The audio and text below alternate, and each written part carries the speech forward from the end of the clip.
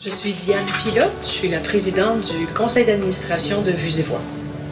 Vues et Voix est un institut culturel qui existe depuis 37 ans bientôt. C'est 450 bénévoles par semaine qui viennent donner leur voix pour enregistrer des livres sonores que nous offrons gratuitement aux aveugles. Nous avons environ 10 000 usagers et les documents sont disponibles par le biais de Bibliothèque et Archives nationales du Québec.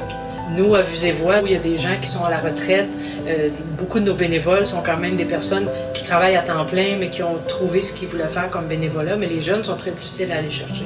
Donc, l'intérêt, c'était d'expliquer ce qu'on fait, de se faire connaître et en même temps d'aller chercher quelques jeunes bénévoles pour plusieurs des activités que nous faisons à Vues et Voix. On a commencé par identifier les besoins qu'on avait, donc en faisant ici le tour de chaque département pour voir, parce que des bénévoles lecteurs, on en a régulièrement, on en a 450, donc il y a un renouvellement constant, et par le Centre d'action bénévole de Montréal, ça va très bien.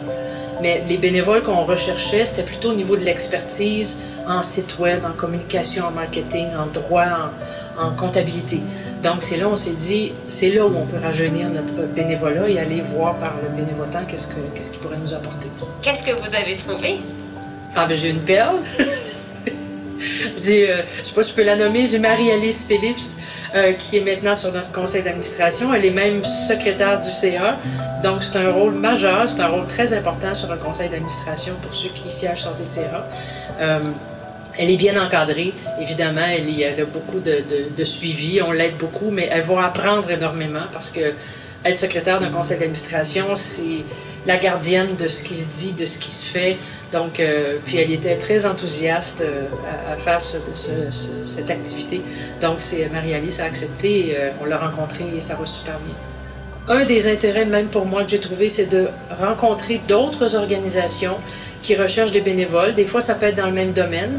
Des fois, c'est dans le même type de bénévoles en différentes entreprises. Donc, j'ai trouvé aussi de pouvoir parler aux autres organisations de ce qu'on a besoin, mais en même temps des difficultés qu'on rencontre. C'est toutes des organisations à but non lucratif. Donc, l'intérêt était là de faire un peu de réseau pour nous. Puis, en même temps, bien, ça nous permet de rencontrer plein de jeunes qui ne savent pas trop ce qu'on fait.